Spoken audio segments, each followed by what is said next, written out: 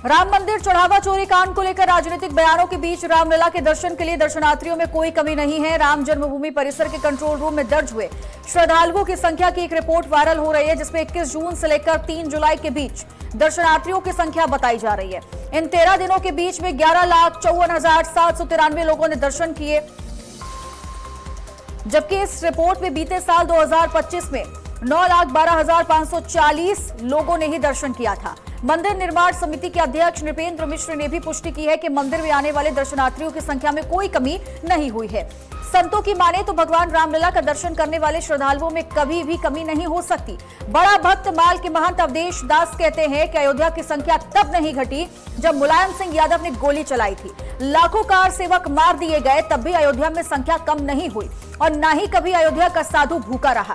ये विघटनकारी राजनीतिक लोगों ने प्रोपेगेंडा करके पूरे सनातन को बदनाम करने की कोशिश की है, इससे उन्हें कोई लाभ नहीं मिलेगा। तो वही जगत गुरु राम दिनेशाचार्य ने भी दावा कर दिया कि किसी प्रकार से श्रद्धालुओं में कमी आई नहीं है, क्योंकि श्रद्धालुओं में भगवान श्री राम के प्रति जो आस्था थी वो आज भी है और हमेशा रहेगी। भगवान श्री राम परमार्थ परिब्रह्म है, इसलिए उनकी आस्था में कोई कमी कभी नहीं आ सकती। जब भगवान श्री राम टेंट में थे तब भी असुविधाओं के बीच भारत जनता श्री राम को नहीं छोड़ा, तो कुछ लोगों के इस कृत्य से आस्था में कोई कमी नहीं आ सकती।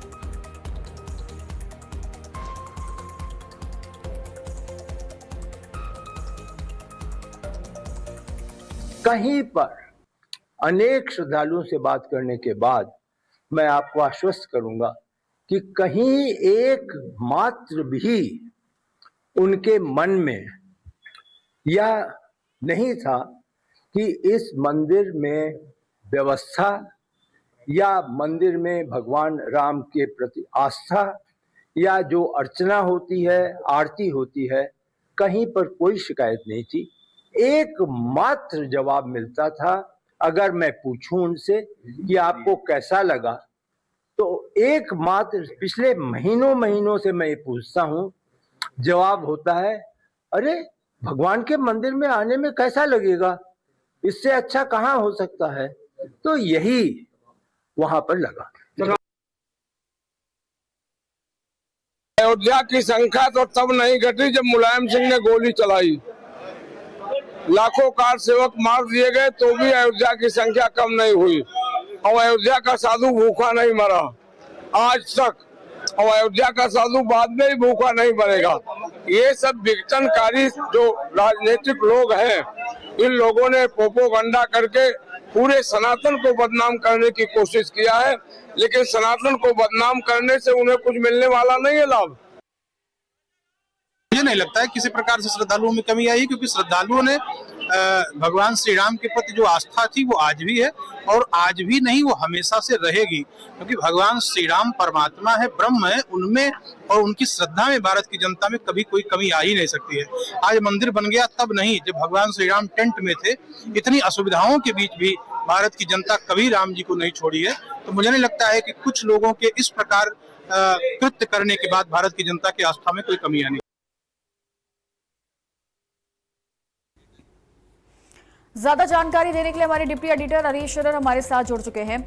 अली जी, अभी तक लगातार यही बयान आ रहे थे, लगातार यही कहा जा रहा था कि जैसे ही चढ़ावा चोरी का जिक्र हुआ तो राम मंदिर में भक्तों की संख्या बेहद कम हो चुकी है, लेकिन अब डेटा जो है वो रिपोर्ट जो है वो सामने आ चुकी है और कई लोगों का अब यही कहना है कि चाहे कुछ भी हो जाए लेकिन राम मंदिर में भक्तों का सिलसिला आना यूं ही जारी रहेगा।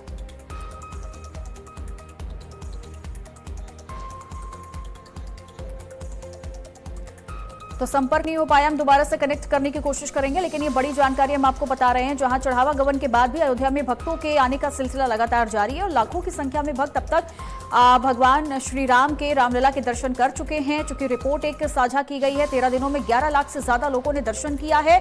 नृपेंद्र मिश्र की तरफ से भी देखिए इस बात की, इस रिपोर्ट की पुष्टि की गई है और ये बताया गया कि लगातार संख्या जो है श्रद्धालुओं की वो बढ़ रही है।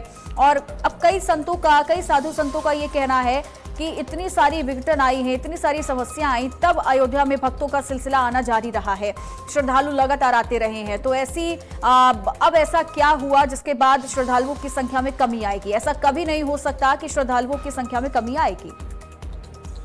तो अली शेरर एक बार फिर से हमारे साथ जुड़ गए हैं ज्यादा जानकारी के साथ। अली जी, अभी रिपोर्ट आने के बाद अब सारी चीजें ये क्लियर हुई हैं कि 13 दिनों के भीतर 11 लाख से ज्यादा श्रद्धालुओं ने राम मंदिर में प्रभु श्री राम के दर्शन किए हैं।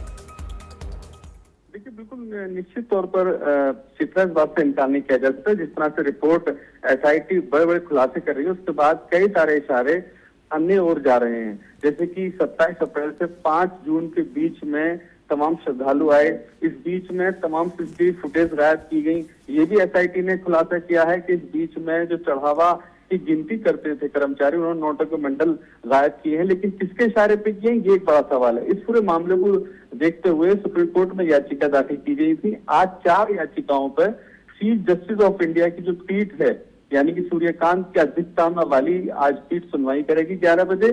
आज महत्वपूर्ण सुनवाई है, पूरे देश की नजर सुप्रीम कोर्ट पर लगी है, क्योंकि 4 याचिकाकर्ताओं ने चित्रा यही गुहार लगाई है सुप्रीम कोर्ट से कि इस पूरे मामले की निष्पक्षता के आधार पर CBI से जांच कराई जाए, क्योंकि CBI एक निष्पक्षता से इस पूरे मामले का खुलासा करेगी, क्योंकि कहीं ना कहीं दबाव है और ये पूरा मामला SIT दूसरी ओर घुमाने की कोशिश कर रही है। इसीलिए सुप्रीम कोर्ट का रुख किया गया।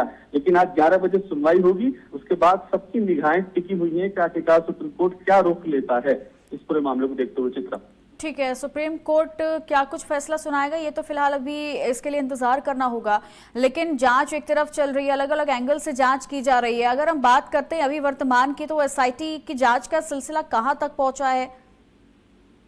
देखिए, SIT ने आज अपनी जांच रिपोर्ट सबमिट जो की थी, उसमें आगे की ओर जो कार्रवाई की, आज उसको सामने लाया जाएगा। यही जानकारी अभी तक मिल रही है। SIT में एक बड़ा खुलासा ये भी हुआ है कि जो 27 अप्रैल से 5 जून के बीच में बाकायदा बड़ा घोटाला जो किया गया है राम मंदिर चंदे चोरी वाला, उसको लेकर के आज बाकायदा मंथन किया जाएगा और उसके बाद आगे का निर्णय लिया जाए, क्योंकि लगातार जो आरोपी इस पूरे मामले में जेल भेजे गए उनसे पूछताछ की जा रही है कि आखिरकार किसके इशारे पर उन्होंने ये पूरा मामला किया। ठीक है, बहुत बहुत शुक्रिया आपका तमाम जानकारी देने के लिए।